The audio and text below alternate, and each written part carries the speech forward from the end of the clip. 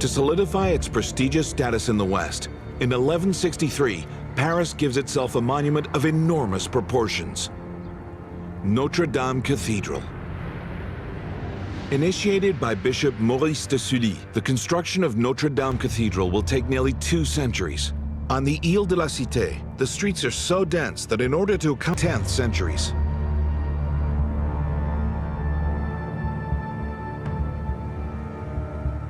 During construction, the Roman cathedral, built between the 10th and 12th centuries, is used as a place of worship. Whom the cathedral takes its name.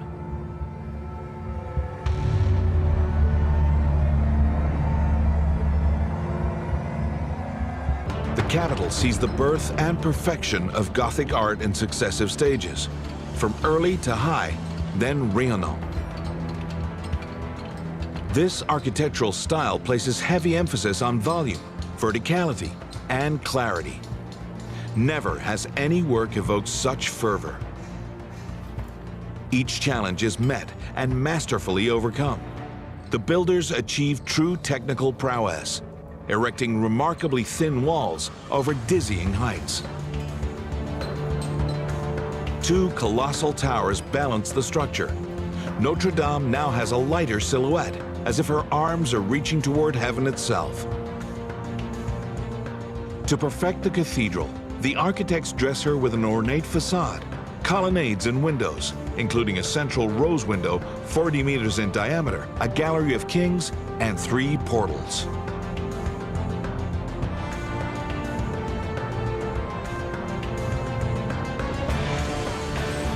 The main door to the cathedral opens onto Rue Neuve Notre Dame. At 6 to 7 meters wide, it was a massive boulevard for its time.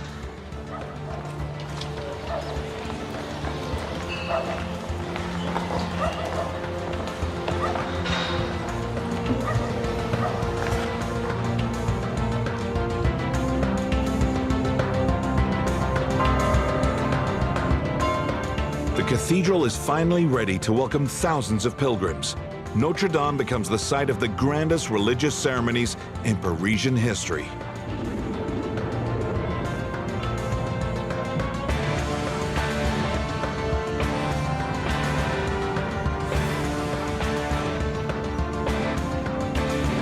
For centuries, it is the only Parisian monument that can be seen from over the horizon.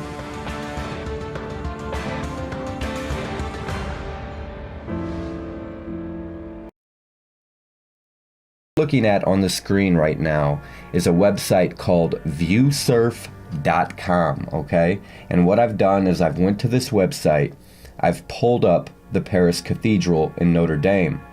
Unfortunately, the webcam footage from during the fire has been pulled down, and at this point the furthest we can go back is 419. So the footage I'm about to show you, the original, does not exist anymore, okay? But let's jump over here. This is a YouTuber called Unknown User, 150 subscribers. Take a look at this. They were able to screen capture the footage from before the cathedral fire. They got it before the footage was pulled down, and look what they found. Let me get going here. First of all, you'll note there's a person right here. If you watch closely, you're gonna see this person moving around, and you're gonna see them start the fire or ignite a fuse or do whatever they did. Check this out. Just watch. You see the person moving on the rooftop of the cathedral? Watch for the flash. There it was. You see that? Now look how far away we are, first of all. We would not see like a reflection of a cell phone or something from this far away. But let's look at it again, okay? You can literally see you can see the bright flash moving just like sparks would. Watch. Did you see that? Let me see if I can stop it on the flash. Hold on. Where's that flash at? Right there. You see that?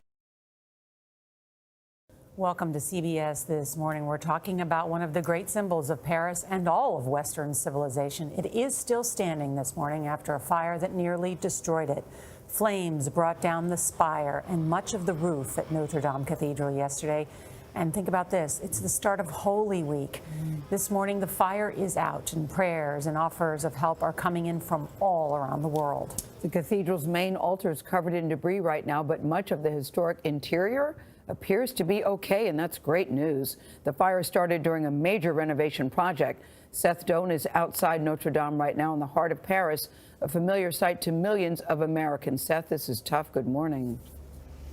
Good morning. The Paris prosecutor is saying that they are working under the belief that this fire was started by an accident, and there are around 50 people working on the investigation. Paris today is stunned, is heartbroken, and newspaper writers have been trying to put those emotions into words. This headline reads, "Tears." This one reads, "Disaster." As vicious flames engulfed the 850-year-old masterpiece of Gothic architecture, France's president said a part of us is burning. I saw a lot of people crying on the streets, and it's all because it's the symbol of France, it's the symbol of generations. The fire broke out in the attic around 6:50 local time, about 5 minutes after Notre Dame closed for the day.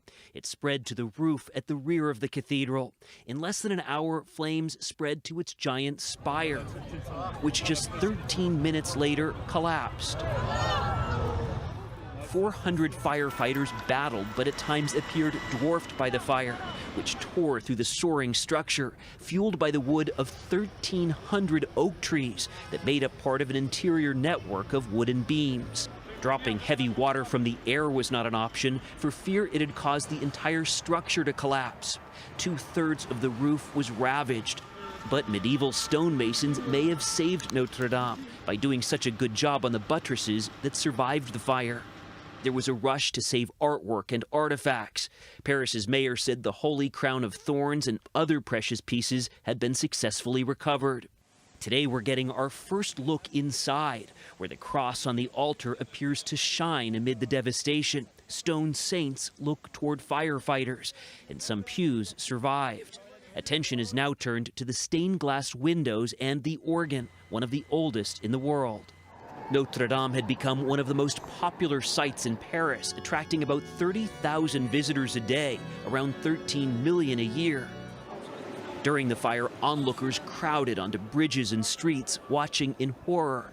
Powerless, some prayed or broke into song. The French president was defiant. The worst has been avoided, he said, adding, "We will rebuild." Other presidents, a pope, and people around the world have been paying tribute and also making pledges to help rebuild Notre Dame, already in the hundreds of millions of dollars. Gail? Seth Doan outside Notre Dame, we thank you.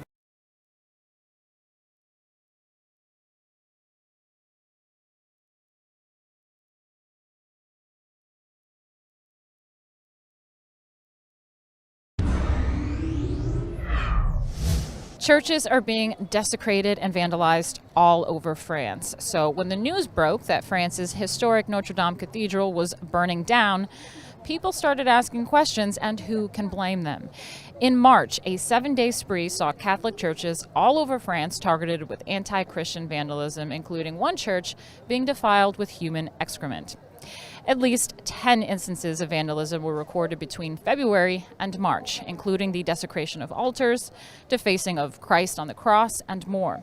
A total of 875 churches were torched or vandalized last year in France. 875. And the media want to tell me people are crazy for even wondering if this might have been deliberate. Here is the thing. The tragedy that happened here at the Notre Dame Cathedral may well have been a tragic accident. Tragic accidents happen all the time. But equally, it might have been something else. The authorities have evidence to suggest workers should not have been on the site at the time. And so there is no reason for them to assume at this point that this is innocent.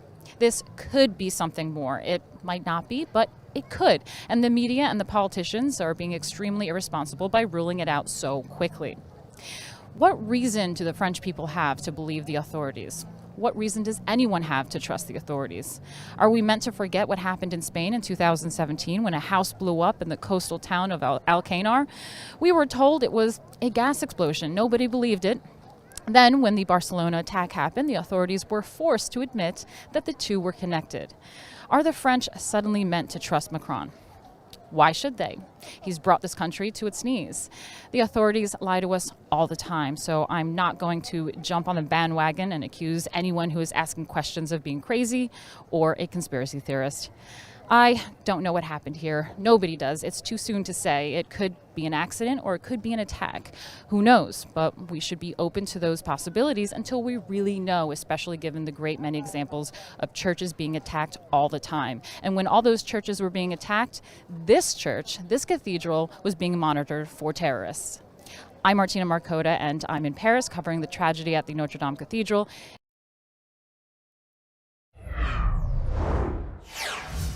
But then I learned it wasn't just one fire that started. The fire was started in two places. It was two, I think. Let me quote. This is from CBS. Michel Picot of the Friends of Notre Dame, a U.S.-based foundation dedicated to fundraising for the church, or the cathedral's reconstruction efforts, said the entire roof was destroyed. Okay, we knew that. The fire started up near the rooftop, while another fire started in the north bell tower. Picot told NBC News. All damage seems to be up high and did not go into the lower part of the church or touch the organ or stained glass windows. Yeah, sorry, this is NBC. Okay, what are the odds, eh? That you have not one fire, but two fires started at the same time in different parts of the church. Is that even accurate? The guy who was quoted there was the boss of the reconstruction fund, so maybe he knows. I don't know. Sure sounds like a glitch, though. That's a glitch. Ezra, you're eating cookies again. I thought you were on a diet. Yeah, it's just a glitch. Here's a man who was the chief architect at the church for 13 years. So this guy, his job was keep the church safe. He was in charge of structural integrity, electricity, fire detection. Listen to him. Listen to him talk about the wiring, the glitches. Listen to him talk about fire detection. He says that they had at least 2 firemen in the church itself at all times, night and day. So this isn't just some guy. This is the boss. This isn't me, a know-nothing who keeps having glitches. This is the chief architect of the cathedral, obsessed with its safety, who knows every staircase, every stone, every timber in the building. Take a look at this. Vous dites, ce type de bois ne brûle pas comme ça. Ah non. Vous savez, du chêne qui a 800 ans, c'est très dur. Essayer d'en faire brûler, enfin moi j'ai jamais essayé. Mais du vieux chêne, c'est pas évident du tout. Il faut mettre beaucoup de petits bois pour y arriver. Là, je sais pas s'il y en avait. Non, j'arrête de plaisanter. Je crois que non, moi ça me stupéfie beaucoup. Et où vous mène cette réflexion? À quelle hypothèse elle vous amène? Je vois pas d'hypothèse que je puisse dire. Quelle hypothèse on pourrait dire? Que ça a été vite. Qu'on aurait pu faire autre chose pour que ça n'aille pas aussi vite. Moi, je me perds en conjecture. Vous savez, on a fait à Notre-Dame, juste avant que je prenne ma retraite, c'est-à-dire dans les années 2010, on a remis à plat toute l'installation électrique de Notre-Dame. Donc, il n'y a pas de possibilité de court-circuit. On a remis à plat, et aux normes contemporaines, même en allant très loin, toute la détection et protection incendie de la cathédrale, avec des éléments de témoins de mesure, d'aspiration, etc., qui permettaient de détecter un départ de feu. Vous avez en bas de la cathédrale 2 hommes en permanence qui sont là jour et nuit et qui sont là pour aller voir dès qu'il y a une alerte et appeler les pompiers dès que le doute est levé. Ils sont là en permanence? En permanence, oui. Pourrait-on avoir excusez-moi de défaillance de mécanisme d'alerte? Impossible. Tout est possible. Tout est possible. Moi, je vois mal parce que, bon, ça a été un travail colossal.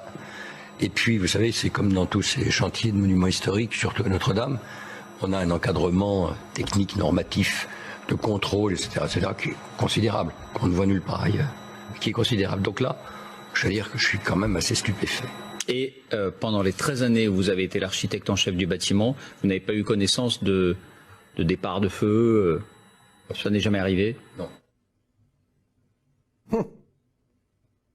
13 years he was obsessed with stopping fires at that place.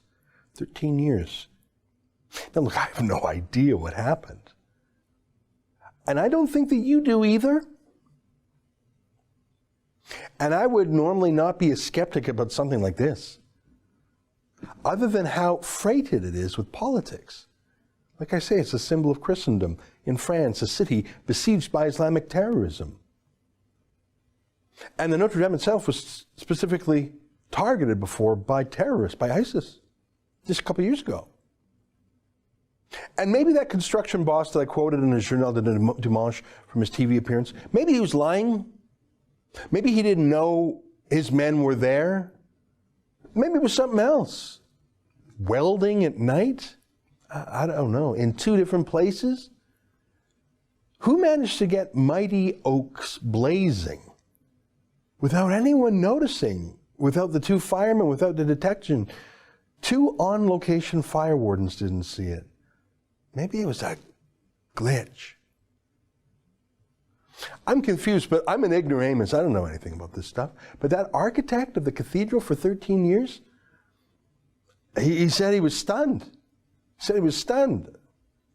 If he can be stunned, can I be stunned? Sri Lanka's defense minister says police have arrested 7 suspects believed to be linked to the wave of bombings that killed at least 190 people. For more analysis, let's bring in DW's Sonia Falnikar in our studio in Delhi. Sonia, people around the world are following events in Sri Lanka. What's been the reaction so far in India and other countries in the region? So, well, there's really been a flood of statements here across the Asian subcontinent, across the Indian subcontinent, really condemning these attacks. Now, here in India, of course, which is a neighbor of Sri Lanka's and a crucial ally, Prime Minister Narendra Modi has, issued a press release. He's also tweeted saying there is no place for barbarism in our region. He says he strongly condemns the blast. He said India stands in solidarity with Sri Lanka.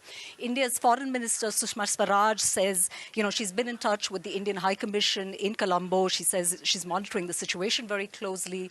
Her ministry has also tweeted helplines for Indian nationals who are trapped in Sri Lanka. This incident recalls other attacks we've seen in recent years in the region. In 2016, 75 people were killed in an Easter Sunday bombing targeting Christians in Lahore, Pakistan. What parallels are there between these incidents? Well, I have to say that so far, really, no group has really claimed responsibility for these attacks in Sri Lanka. And so I think we know very little at this point about who was really behind that, what the motive was. In terms of parallels, I mean, the Indian subcontinent is really no stranger to terror attacks. Closer home in India, if you remember back in Mumbai in 2008, we had a terrorist attack, but across multiple sites in the financial capital. But as far as parallels go, I think we can say that all these attacks have been very unexpected in that they have taken authorities by surprise. They have seemed to be very well coordinated and well planned. That was the case in Mumbai too. These attacks have also claimed a very high death toll. In Mumbai, if you remember, in 2008, 174 people died. So yeah, there are certainly parallels in that sense. But I think if you look at Sri Lanka and the context there, we have to remember that there has been really a major, a lull in major violence really since the end of the civil war in Sri Lanka in 2009. Now, there has been some sporadic violence between members of the majority Buddhist Sinhalese community and the Muslim minority in Sri Lanka. So much so that last March, Sri Lanka did, impose an emergency because of clashes between the Buddhist Sinhalese and the Muslim minority. But I think it's really safe to say that since the end of the civil war, since the defeat of the Tamil Tigers in 2009, we really haven't seen an incident of this kind in Sri Lanka. Sonia Falnikar, thank you for your analysis.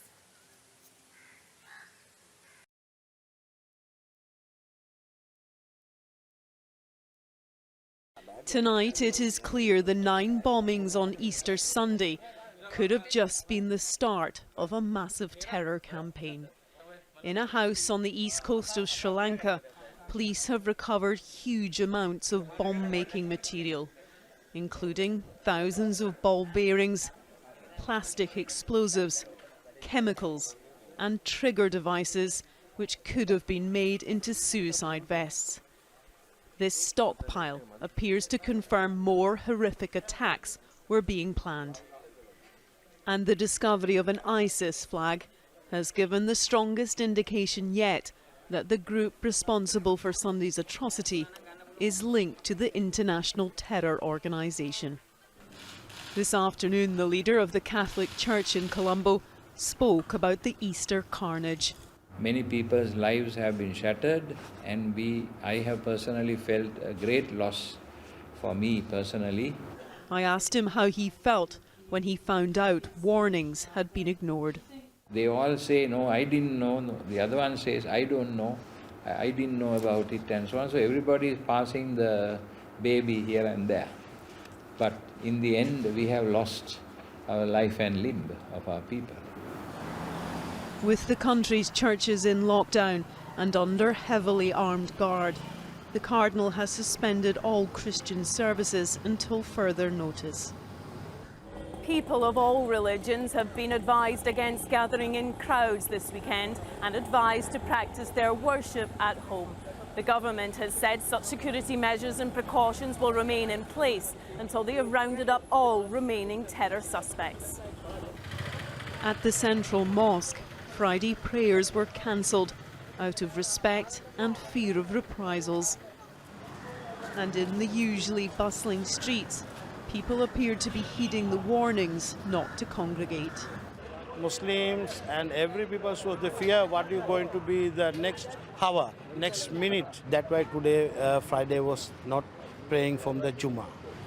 The curfews, the armed police, the roadblocks and the searches are all part of a desperate race against time to prevent more terror on this island. Debbie Edward, News at 10, Colombo.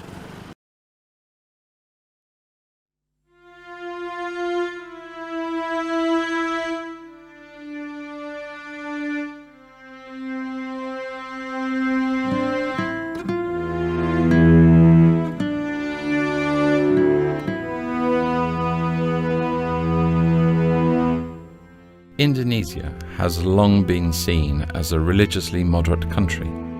Its constitution provides for freedom of religion for 6 officially recognized religions: Islam, Catholicism, Protestantism, Buddhism, Hinduism, and Confucianism. However, by the end of 2011, at least 18 Christian churches were attacked and forced to shut down. What does that tell us about the religious tolerance in Indonesia? Despite the religious freedom that is granted to every individual in Indonesia, the government still fails to protect the rights and lives of many. According to a census in 2010, about 87% of the total population were accounted as Muslims, making them the most influential and powerful community in the country.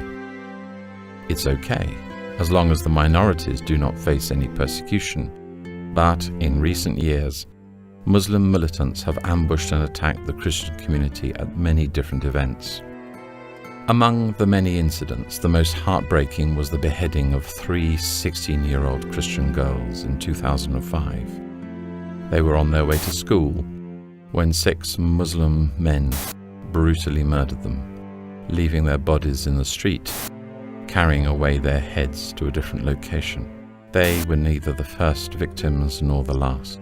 Hundreds of such incidents have taken place throughout the decade. Around 500 churches have been forced to shut down. Many others have been bombed and ambushed, taking the lives of many Christians, not even sparing infants or pregnant women. The lives of those who they spared have been scarred for life, like in 2014, a Christian family whose father was savagely murdered in front of their eyes. Imagine, if you will, what they must go through whenever they are reminded of that day. A Christian schoolteacher was also shot in front of his 9-year-old son. What's more depressing is that even after all these reported events, the government is doing little to protect those who are under threat, allowing the religious extremists to act more openly and relentlessly.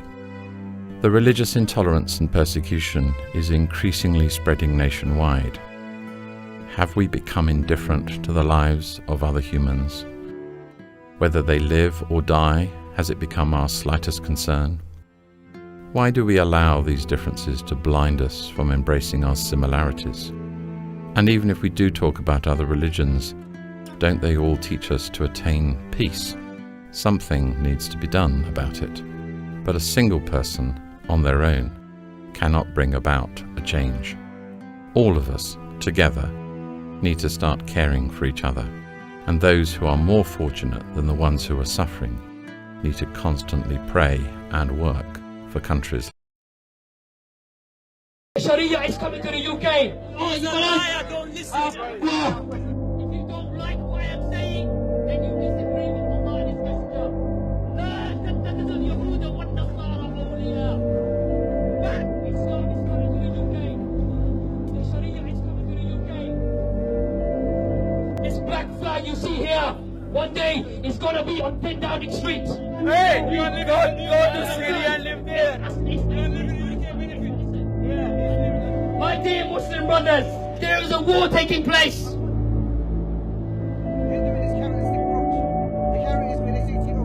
Stop worshipping this false god democracy and come back to worshipping Allah.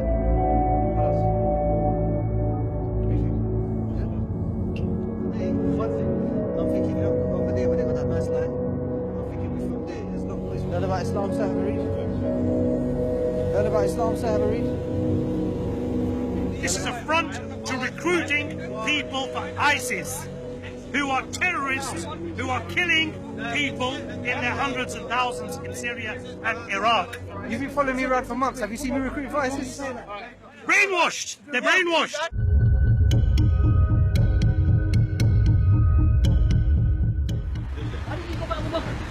How do you get more hate there, brother? Come on. Yeah. We're gonna get hated.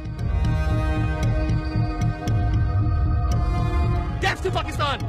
What did Pakistan do for the Muslims? What did Pakistan do for the Muslims? La ilaha illallah! La ilaha illallah!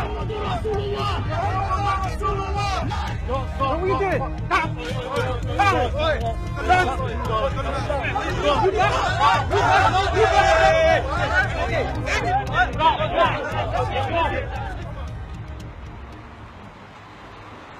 The Muslims have gathered here in Edgware Road to call you to La ilaha illallah.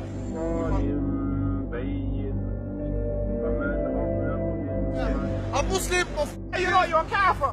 Who's a kafir? Why are you trying to do something?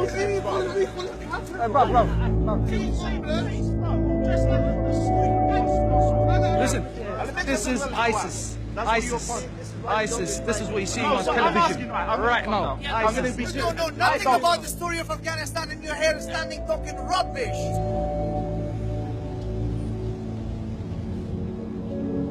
This guy is not a Muslim. He's giving Islam a bad name. Let's go, Aki. Michael Adebolajo, you recognised him straight away? I recognised him after somebody pointed out that this could be somebody who used to attend some of our demonstrations, yeah. What Michael Adebolajo and the other accused murderer, Michael Adebowale, had in common are the teachings of the London-based Islamic preacher, Anjem Chowdhury. Hello, good afternoon. Hi there. How's everybody? I can't shake your hand, I'm afraid. It's just etiquette, men and women. That's I can shake his hand, though. Right, okay. PJ from Sunday Night. Hi, how you doing? Take a seat. This is Anjem Chowdhury leading a rally in 2007. That's Adebolajo behind him. He and the other alleged killer, Adebowale, were both Christians who converted to Islam. My brothers, remain in your ranks. Here's Adebolajo leading a rally in 2009. Allah says they are worse than cattle. He's telling this crowd that non-Muslims are worse than pigs and cattle. He lived here in this flat, a few kilometres from Woolwich. Yeah, I remembered him as a very peaceful man, a very calm man, impeccable character, very good, Muslim, very keen to attend demonstrations, processions, etc., very keen to study about Islam. I think he was a very good Muslim, in fact. Do you still believe he's a good Muslim now? I believe that he is a good Muslim, absolutely. So what he did on the street that day, where he killed an innocent man, do you believe he's a good Muslim? Well, I think that you should answer the question of the British and American soldiers on the streets of Baghdad and Kandahar. Are they innocent when they're killing Muslims? Are they heroes in your eyes or not? Absolutely. They're Australian soldiers who go to Afghanistan and they murder men, women and children. Are they heroes? If this happened to an Australian soldier, what would you say? I'm asking you. If this happened to an Australian soldier in the middle of Pitt Street the American soldiers who help the Americans with their drone attacks, who support the Americans with Guantanamo Bay, who help the Americans occupy Muslim land and kill innocent men, women and children, are they heroes in your eyes? Chowdhury, do you have no compassion? Should they be supported? Do you have no compassion at all? How is it that you're asking for compassion for one British soldier who died in the streets of London, but you have absolutely no compassion whatsoever for hundreds of thousands of innocent men, women and children? Whenever they want to help us, they bomb us. They incarcerate us in Guantanamo Bay, in Bagram Air Base, in Abu Ghraib.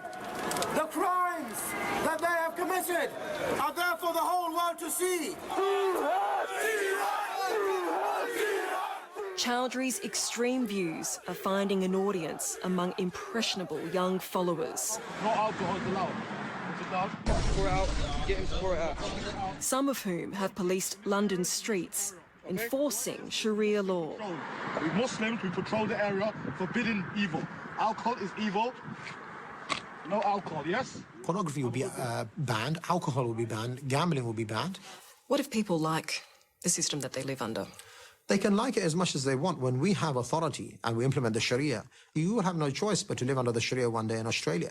You may like the corruption of man-made law, but the Sharia, and obviously Allah knows what's better for all of us, and the Sharia will be implemented. So you believe that Australia will one day be under Sharia law? Of course, I'm certain about it. I believe that the flag of Islam will fly over the Parliament building in Australia, as much as it will in America and in Moscow and in all parts of the world. The whole world will one day be under the authority of the Muslims, implementing the divine law of Islam. So everyone will be happier under Sharia law? They may not be happy, but we will have the Sharia one day. Sharia for America! Sharia for America! Sharia for America! Chowdhury has not always practiced what he preaches.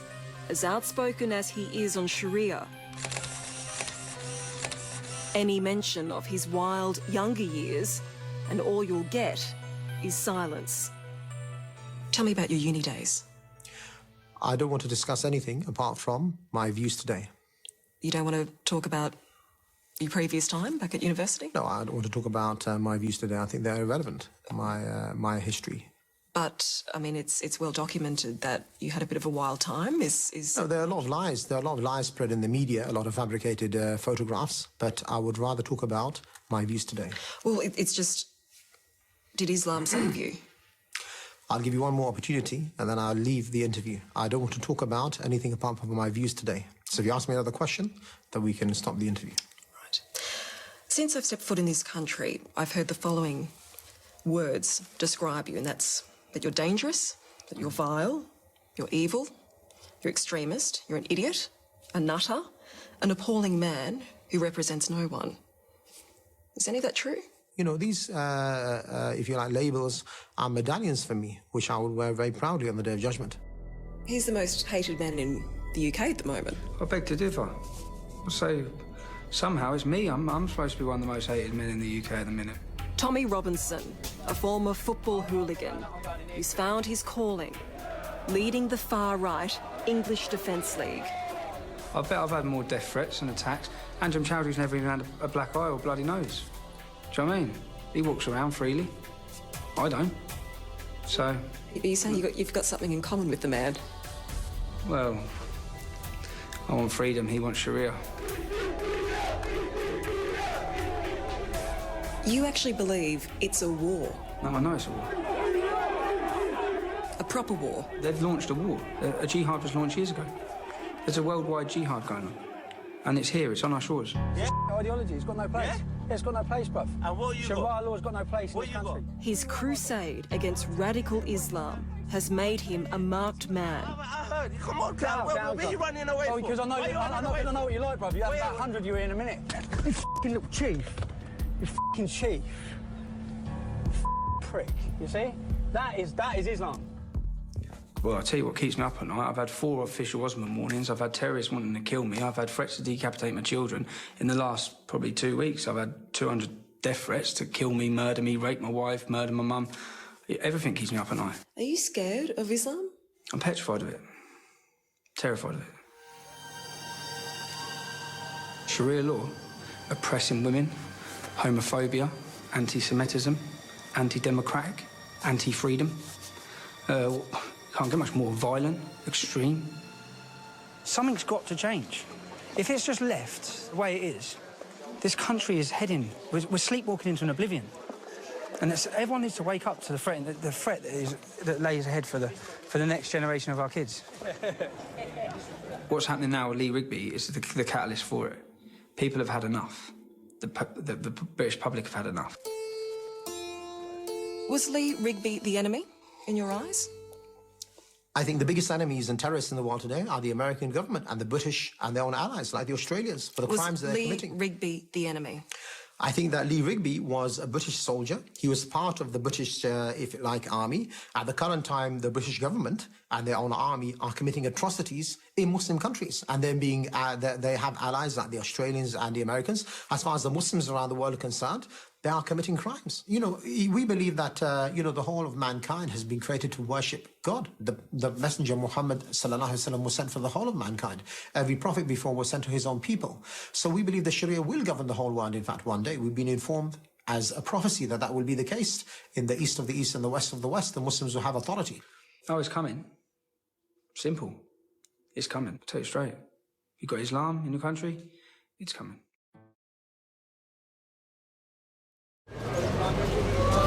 Pakistan, a country where the Islam is the state religion. Desegregation of the Quran is an offense here that carries a life sentence.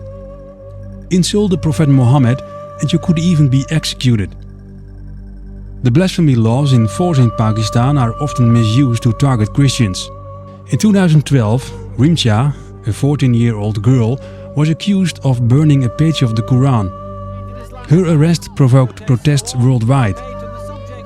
It turned out to be a false accusation, and Rimcha was released. She and her parents fled to Canada. Around 800 other Christians who lived in the same neighborhood as Rimcha were threatened by radical Muslims and had to flee for their lives as well. Where are these people now, and how are they coping? Originally from Pakistan, Sylvester Bhatti now lives in the Netherlands. He fled there in 1999 due to threats from radical Muslims. In the Netherlands he set up the Saviour's Welfare, an organization to help Christians back in his homeland. He has come back for a brief visit to Pakistan, and today he is going to visit the Christians who had to flee at the same time when Rimcha was accused of desegregation. They now live in a shanty town, 7 kilometers from their original neighborhood. It is always for my pleasure to be there and to encourage my brothers and sisters. Those are living in bad condition even in Pakistan. So whenever I have time, I like to visit them to encourage them. We are approaching that slum district on the edge of the Pakistani capital Islamabad. The Christians have been living here for 3 years now in miserable conditions.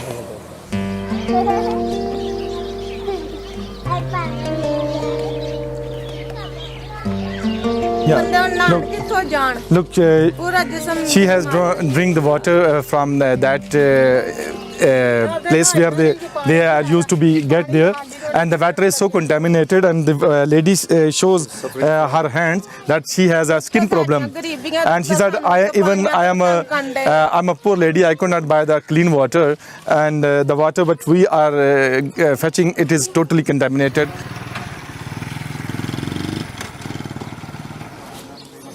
Look, the way they are fetching water. I mean, they use every tools to fetch the water. And कितनी दूर जाना पड़ता है? अभी 2 kilometre. He travels 2 kilometers to fetch the water.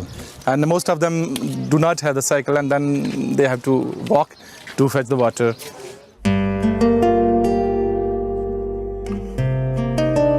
This child was normally born, and after 1 year, after his birth, he got sick, and since that day, he could not recover himself. And they have been taken to different hospitals and to the different doctors, and doctor has been treating, and they have been asking different kind of tests, but still it's not works. As he walks around, Sylvester pops around a corner to call in on a family with 5 young daughters. They spontaneously sing a song when he visits. Thank you, Lord, for this beautiful world. Thank you, Lord, for this beautiful world. The sun and the blue, blue sky. Next to be visited is Sadrak Masih, Rimshah's uncle. He, his wife Nasreen, and the 9 children live in this slum too. That day in 2012 is still fresh in Sadrak's memory. That he had to leave their home behind them in a great hurry and came to live in this shanty town.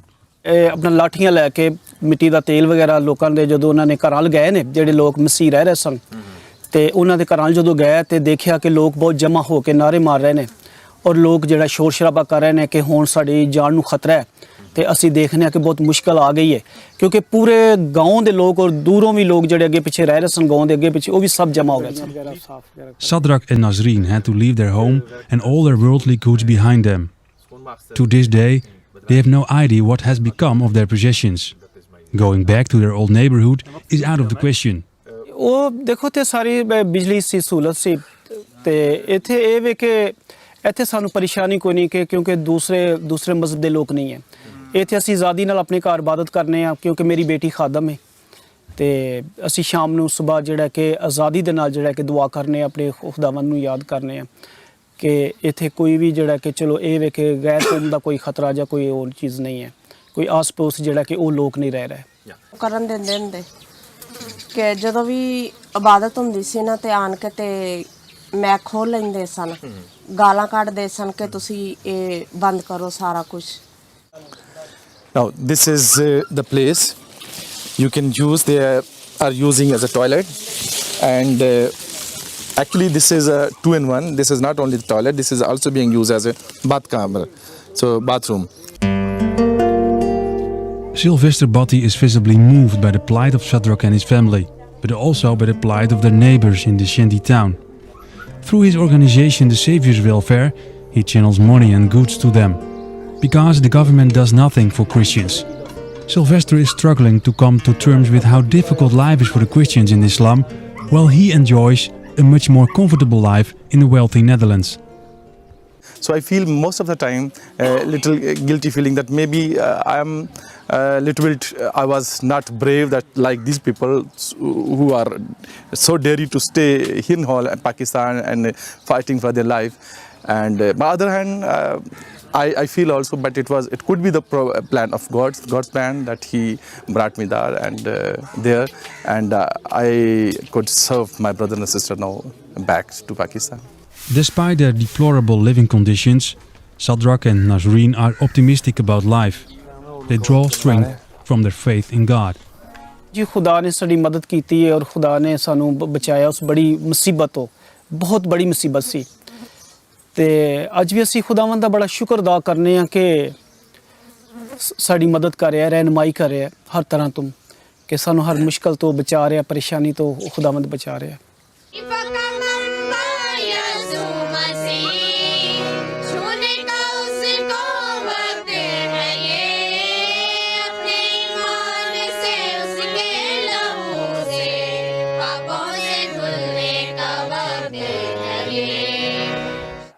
It's time to bid the family farewell. Sylvester gives them a Bible reading from the book of Romans, chapter 8. कि कौन सी चीज़ जो आपने साबित कर दिया, घर छिन गया, चीज़ें छिन गई, लेकिन कोई चीज़ भी आपको मसीह की मोहब्बत से दूर नहीं कर सकी, बल्कि उल्टा छोटे छोटे बच्चों को भी आपने लगा दिया कि वो जनाब कलाम सीखें, गीत गाएं, म्यूज़िक बजाएं, तो उससे ज़्यादा हुई आपके अंदर। तो ये एक बहुत बड़ा खुदावन, ये तेरे लोग, ये रिमशा की फैमिली, उनके चाचा और उनकी सारे दूसरे बहन भाई, पूरे इलाके के लोग जो यहाँ मौजूद हैं, जो इस जगह पर सिर्फ इसलिए आए कि उनको सताया गया और तेरे ईमान की वजह से, ऐ खुदावंद, मैं आज उन सबको तेरे हजूर याद करता हूँ। तो हमारे कर्ज से माफ़ कर, हमें आजमाइश में पड़ने दे, बल्कि बुराई से बचा, क्योंकि बादशाह, कुदरत और जलाल। Okay, take care, bye bye.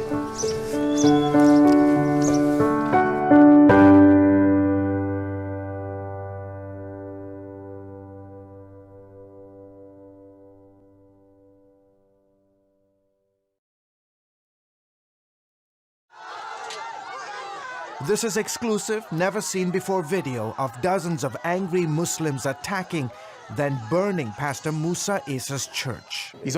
They took pews, Bibles, chairs, and sound equipment, then set them on fire. They did this while chanting Allahu Akbar. I felt so sad. I started to cry. The cell phone video also shows the crowd beating a church member. I feel horrible when I watch the video. I ask myself, why? Why did they do this to us? What did we do to deserve this?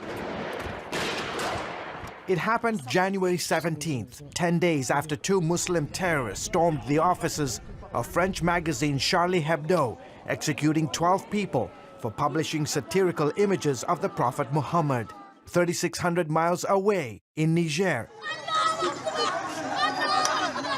Muslims, angered by the cartoons, attacked the country's Christians in revenge.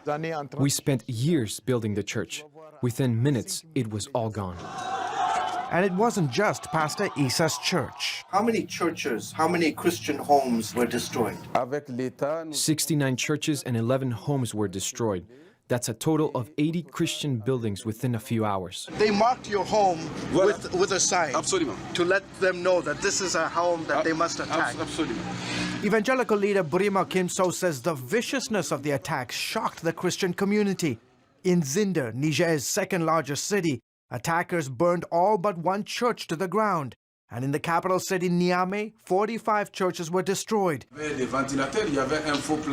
including Pastor Kimso's. You believe that this was systematic?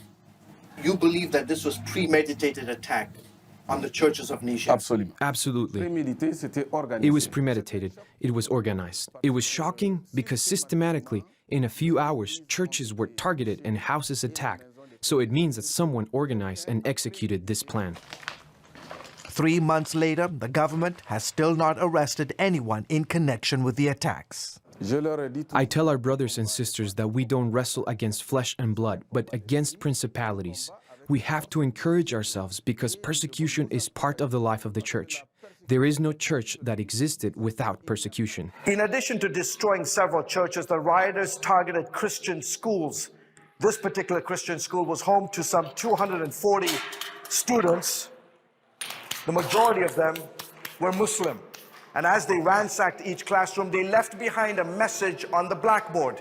This one reads, "There is no God but God, and the Prophet Muhammad is his messenger." Well, I think they tried to... One of the teachers, David Bai, now helps oversee rebuilding efforts. I think this message on the blackboard, they're trying to tell us that we really don't belong here. This is a Muslim area and they want to keep it pure for them, and they don't want any Christians here. An accusation Muslim leaders here flatly deny. Islam is a religion of tolerance and peace. In Islam, we are not familiar with such acts of violence. Boubacar Seydou is a key leader at Niger's largest mosque. He allowed CBN News to attend and document Friday prayers. In his first television interview since the attacks, Seydou denied that Muslims were involved in the attacks. Muslims did not take part in these attacks. Sure, there were many Muslims protesting the cartoons, but no one pushed them to attack churches. I'm sure if we arrested some of those involved in the church burnings, you discovered that in fact, Christians were among those taking part in the violence. This is what is left of our bedroom. All our stuff was in here. Pastor Zakaria Jadi, whose church and home were among those destroyed, says it's ludicrous to claim Christians were involved. The mob kept chanting over and over in Arabic, "God is great, God is great," as they robbed and burned my home. I've lived with Muslims all my life. I know a Muslim when he stands in front of me. By the way, the government is in negotiations with members of the Christian community to try and figure out how on earth they're going to rebuild all these churches. In the meantime, with so much of this place still in ruin, churches like this one, folks are gathering every Sunday right behind the cross. Pastor Jadi's wife, Ruth, holding her burned Bible, has forgiven the men who committed this atrocity. My prayer is that they would come to know Jesus and the Lord would touch them, even in a dream. I want God to do to them what he did to Paul the Apostle when he persecuted Christians. God touched him on his way to Damascus. I want those men to experience the same touch from God. That is Pastor Isa's prayer too. Today he spends time developing closer friendships with several of his Muslim neighbors who actually fought back as the mob destroyed the church and his home. When the first and second wave of rioters came, some of my Muslim neighbors stood in front of the church. But as more rioters attacked with deadlier weapons, it became too dangerous. So I told my Muslim neighbors to let them in. Pastor Jadi says the threats have not subsided. He's all right with that, though. He believes God is preparing Christians in Niger for great times of revival. The Lord is training us. He's building us. There cannot be increase without hardships. If you want to go to the next level, you have to go through hardships. George Thomas, CBN News, Niamey, Niger.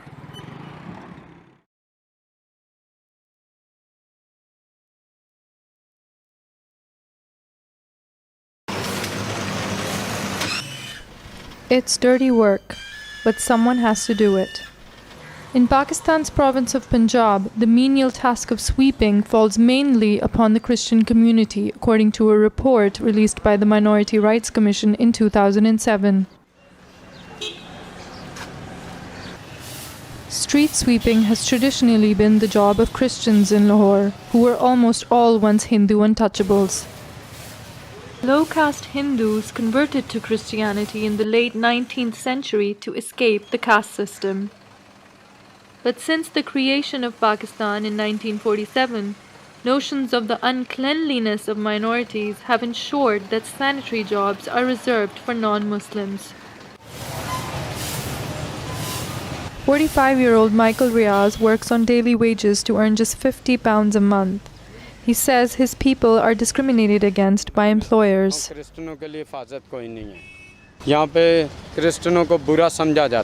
People look down upon us Christians wherever we go. That's why my children want to leave this country. There's nothing for us here. The only work available to Christians is sweeping, even if they're educated. All we ask for now is for permanent jobs, higher salaries, and benefits for our children. Thousands of Christians are work jars or temporary workers. Most of them have been working for over 10 years without any benefits, insurance, pensions, and worst of all, no job security. More than 10,000 Christians work for the Lahore Waste Management Company, a recently privatized venture in charge of cleaning Lahore, a city of more than 12 million people, of which 2% are Christians.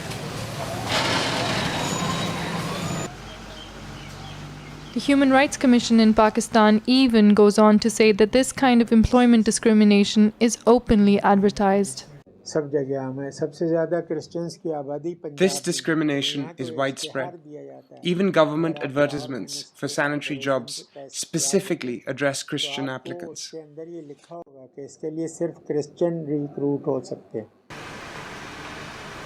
The Human Liberation Commission provides legal aid to vulnerable Christians such as these, who have been thrown out of their village by local landlords. The chairman believes the government has been openly discriminating against its Christian employees for many years now.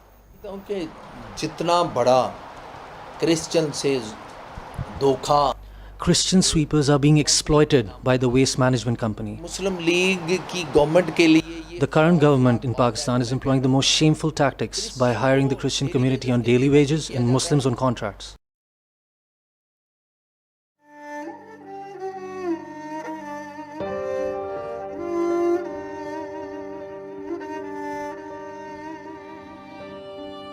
Pond 5. Hallelujah hallelujah hallelujah कदूस कदूस कदूस अब्बल-फाज ज़मीन आसमान के खालिक मालिक तेरा शुक्र अदा करते इस प्यारे मौका के लिए जो तूने हमारी ज़िंदगी में बख्श दिया कि तूने हमारी ज़िंदगी में बख्शा कि नई सुबह देख सके या खुदावंदा खुदावंदा तेरा शुक्र अदा करते हैं बच्चों के लिए खुदावंदा Pond 5.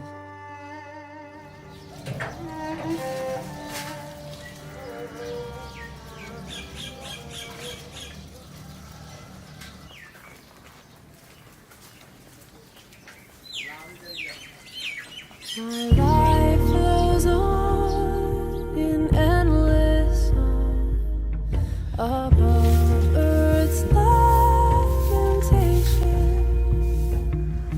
I hear this weep go far off that is a new creation. Through all the tumult and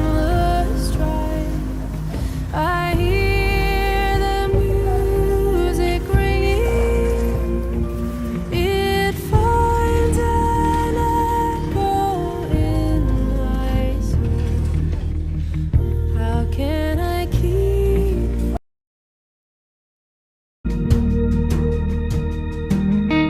I lift my eyes, the cloud rolls by. I see the blue above it, and day by day this pathway smiles. Since first I learned to love it, a piece of grace makes fresh my heart, the fountain ever springing. All things are mine since I am His. How can I keep from singing? No storm can shake my inmost calm, while to that refuge clinging. Since Christ is Lord of heaven and earth, how can I keep from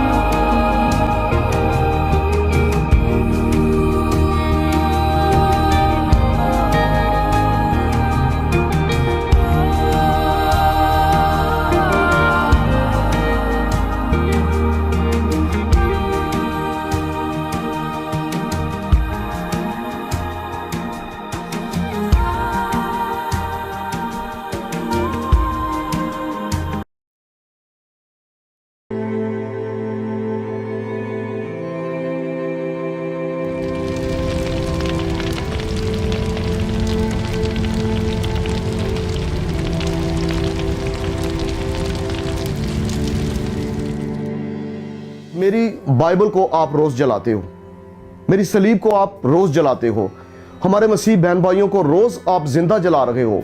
जिस तरह गोजरा का वाकया हुआ और Joseph colony Lahore में मसीह बस्तियों को जला दिया गया, चर्चों को जला दिया, पेशावर के अंदर वाकया हो गया, यानी दिन शांति नगर का वाकया हो गया। कितने वाकयात हम आपको गिनाएंगे, कितनी बातें आपको बताएंगे।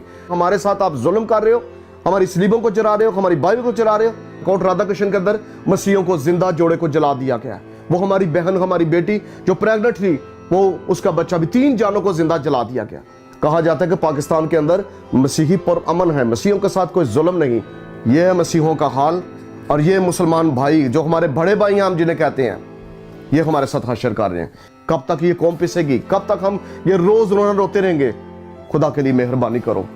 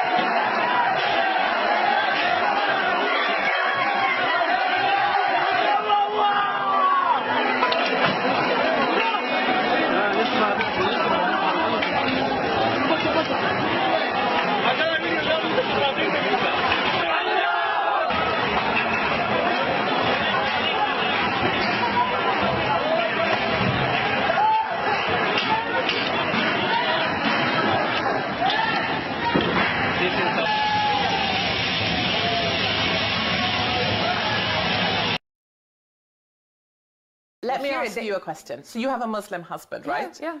Let me ask you a question via you for him. No problem. If Islam is so fantastic, why do Muslims always flee to Christian countries? I tell you why, because Christian countries, or Western countries to be more precise, tend to send troops to their countries, destroy their homes, and But why then push them out of their neighborhoods. That's why, because But why come to Christian countries? Why not go to Saudi or another Muslim country? Well, because Saudi Arabia actively prevents their Muslim neighbors from going there, and the UK government or the US. But why does Saudi prevent migrants going there? Look, I'm not an ambassador for the Saudi government. No, but I'm asking, because why come to Christian lands? It is a repressive government. Isn't it because Christian lands are free and tolerant and open? And isn't that the very thing that Muslims try and change when they arrive in our country? That's my question and my challenge in the UK. When you say that I don't have Christian an lands answer are from tolerant, or when you actually open, tolerant, welcoming, enabling people to practice religion, but then they try and take over. And yet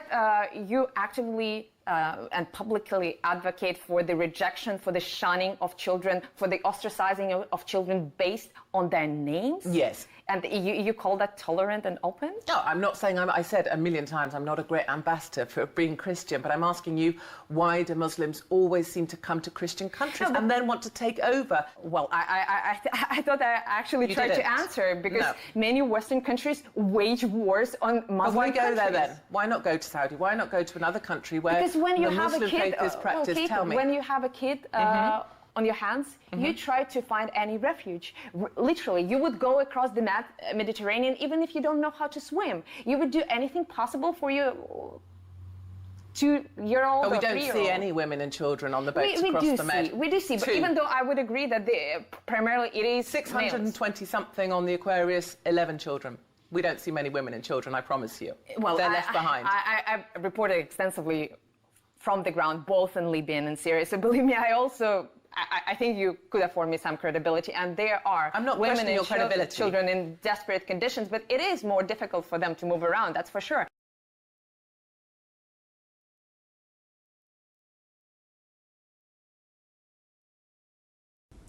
The New York Times book review called you naive about the West. Do you think that they were correct? If so, how has your naivete helped you and how has it hindered you? Okay.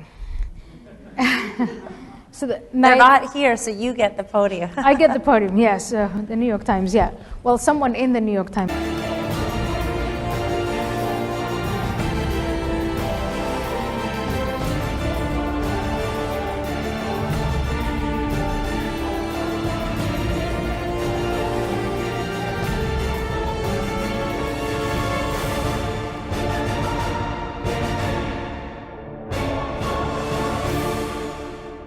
The New York Times, yeah.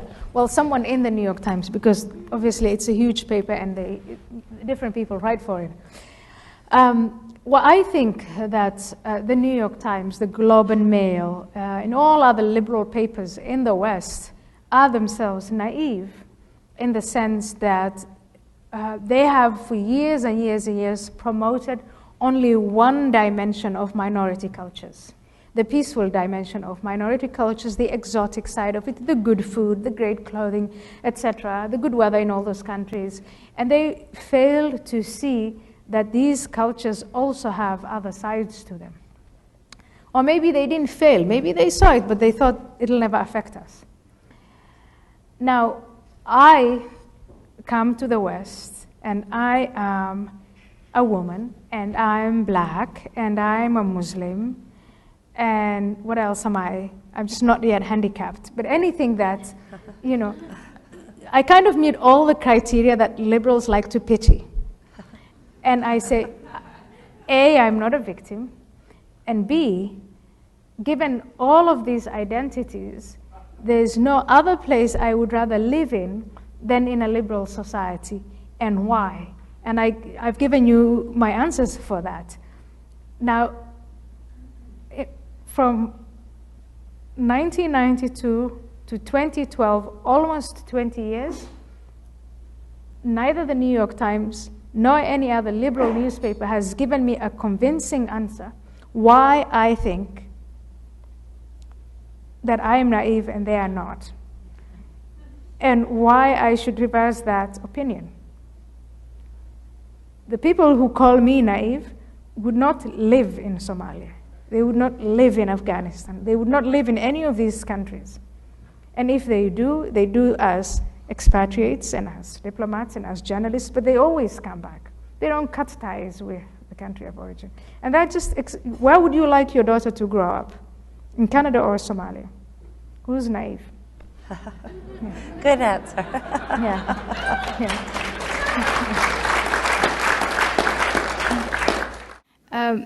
I have read Surosh. I have read Abu Zaid. The question is, there are so many people, for instance, in Iran, theologians who are looking for new interpretations and who see a hope in reforming Islam. I've read Surosh, I've read Abu Zaid, and the idea that they want to promote, and it's not only them, there are many people who are doing that, that Islam was misinterpreted.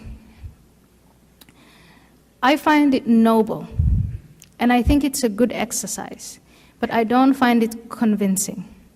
And I don't find it convincing because, you know, if I write a paper or an article and I'm doing it in my fourth language, and I'm misunderstood and misinterpreted by one or two people, I can shrug my shoulders over that. But if I'm misunderstood by millions of people, and you are God, and you're omniscient and powerful, then I start to wonder, maybe God, Allah, the Quran is not misunderstood. And when I read the Quran and the Hadith, I find them to be explicit. And I think that the next step in the process of reforming Islam is to emancipate oneself from the idea that reformation can only be found in Islamic scripture. I think that the Muslim mind can be opened also, probably more importantly, by looking outside of Islam and then retaining of Islam those things that people still consider to be valuable, like hospitality, generosity, and maybe spiritual meaning, like Sufism. But the political and social dimensions of Islam are better discarded. I don't think gazing at the Quran for hours and hours and hours is going to help that. We just have a few more questions here on that topic then. Given your own personal history, what do you believe are the major challenges facing women in the West? Women in the West, when I read, women's magazines, first of all, it's like living in a different planet. I come away from conferences of honor violence, the Egyptian women, the 100 million missing girls in China and India, human trafficking. you come away from that kind of life and death problems, and then you get into these conversations about the glass ceiling, and about, you know, women want to become a part of the golf clubs. And I know it does make me go, and it does make me want to say, what the...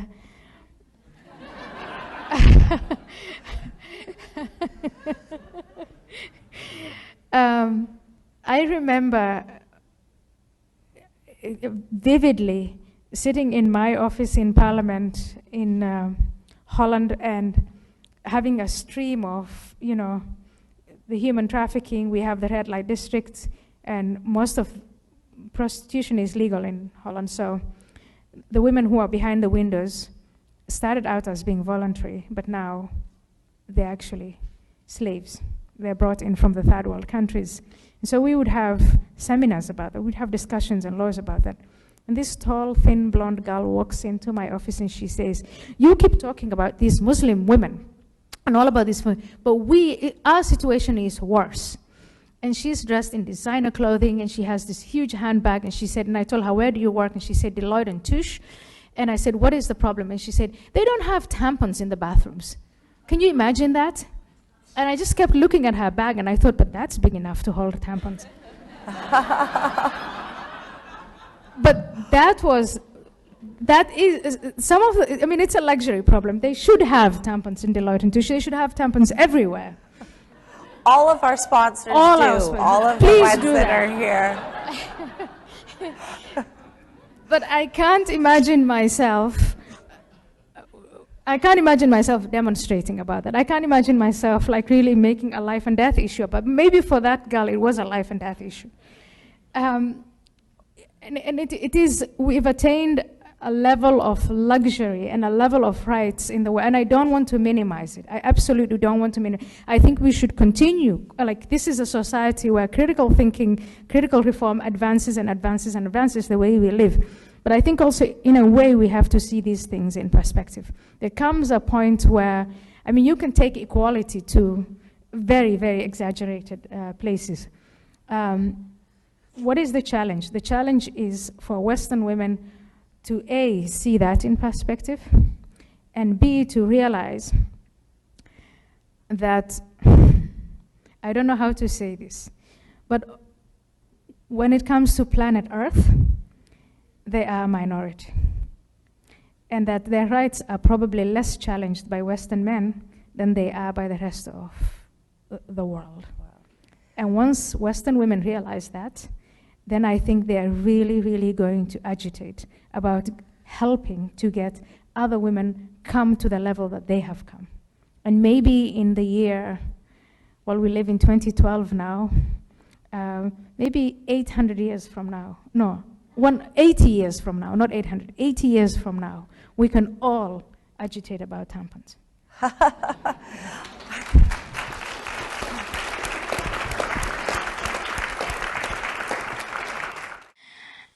I'm with this Christian priest, Catholic priest in Rome, and we go out to dinner, and his concept, and I keep asking him about, yeah, but what about this? What about women? What about gays? What about science? What about teaching creationism? You know, why are you teaching creationism? Creationism is nonsense. Why do you want to replace the biology class with nonsense, with the Bible? Why don't you just have a Bible class? There's so many temples of Christianity, la la la la, and he is absolutely, fantastic on all of this. And he says, and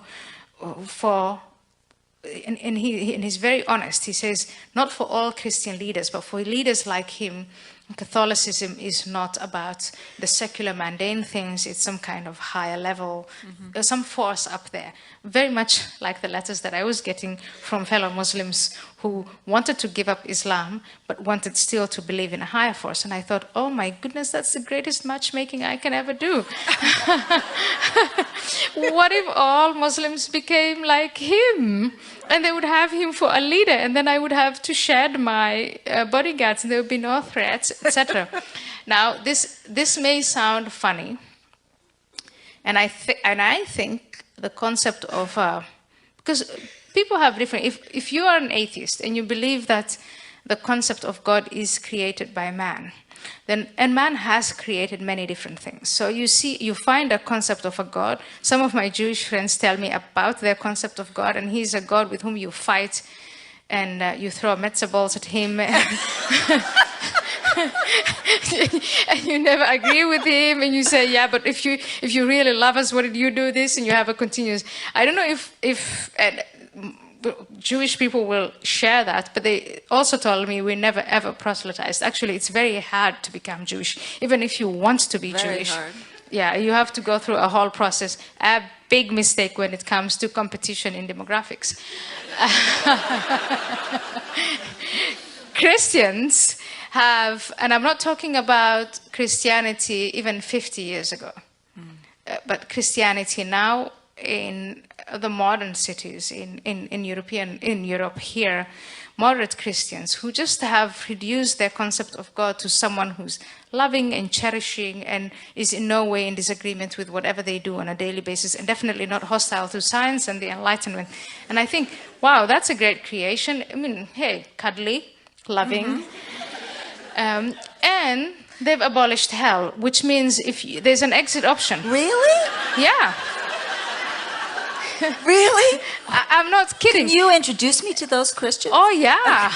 Okay. Lots of them. And I always I ask every believer, how about hell? But the Catholic Church has not abolished hell. The official Catholic Church has not, but lots of people who call themselves Christians whom I meet, when I ask them about hell and heaven, they say, oh, there's no hell, we're all going to heaven, which I think, okay, great. So there's no punishment. And then there's the concept of God in Islam, which is fashionable, and many, many Muslims throw at me. They say, why is it the fastest growing religion? The fact that people say that is not just a defensive argument. It's true. It's one of the fastest, it's actually the fastest growing religion right now. Well, it's one of the only growing religions right now. Especially in the West. And that means that the concept of a God, of a created figure, a concept, some imagined figure, who demands submission, complete submission of will, complete submission of responsibility. Kill the infidels, so I'll go and kill them. Beat your wife. My God tells me to do that. You submit your own individual responsibility. That is appalling.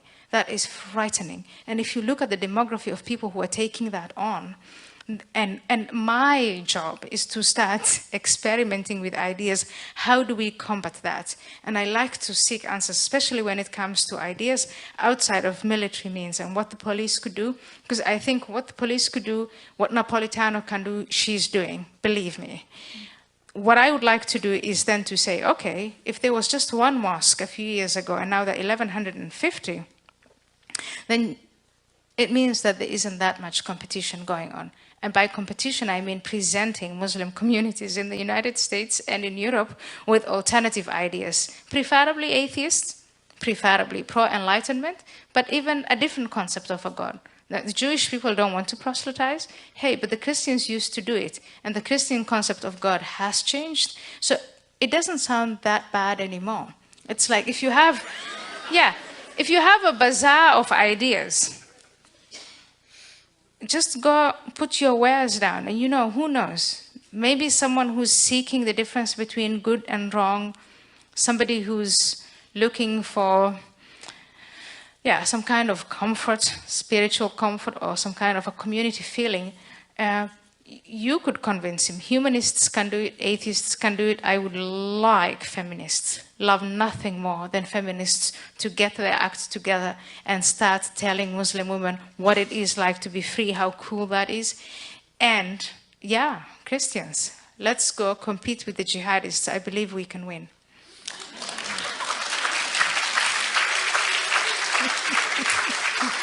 It's not that strange. No, it's okay. We disagree. No, but humanity, think about all the strategic alliances that people who have different opinions have formed. Think of the time when Winston Churchill and Roosevelt and Stalin formed an alliance to defeat Hitler. They didn't agree on anything. But that strategic alliance at that time was necessary. And I think that the differences between Christians and atheists and feminists today is less profound than the three of us against radical jihadists. Sorry.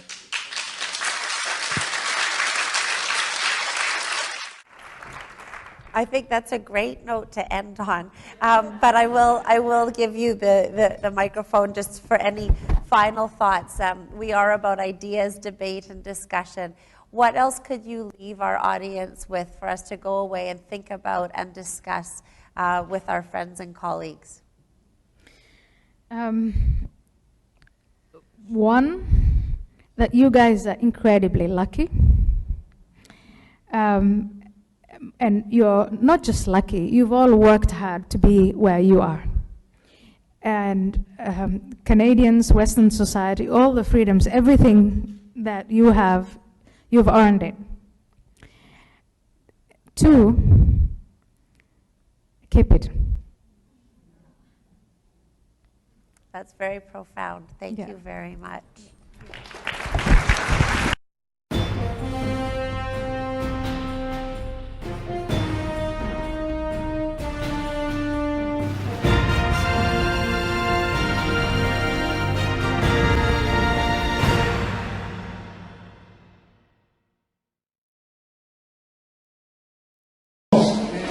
Nós queremos também apresentar, aleluia, a dona Teresa e a dona Rosa, do Santa Luzia, que são parentes do irmão José. Cadê? Eu cumprimentei ela, só para assinar com a mão assim. Ali, Deus abençoe. Ó, tá? Ô, João, deixa o Ciro subir aqui. Deixa o Ciro subir aqui. Tá, sobe aqui então, Ciro. Sobe aqui. Vem cá, dá a mão pra mim.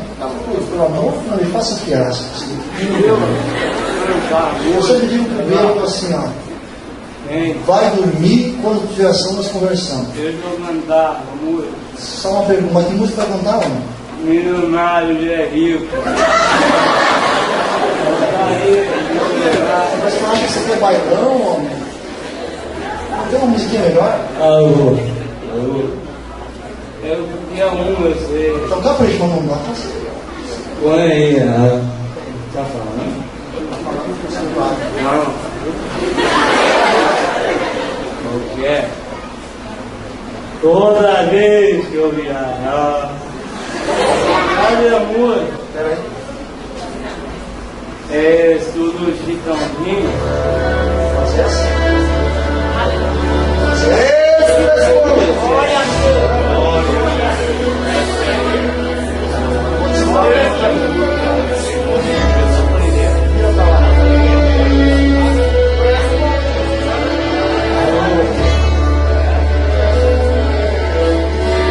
O dom da minha vida, ó Senhor, te louvarei, pois meu pão é tua vida, eu nunca me cansarei, por sofrer a sua glória. É mais doce que o mel. Quem tira essa capa, ele leva ao céu. Sabe como enterrado, vento forte que passou. Já vivi tantos tempos, mas sua voz me acalmou. Aleluia! Haga la sogna che sta subito, e nel campo e nel passo. Haga la sogna che sta subito.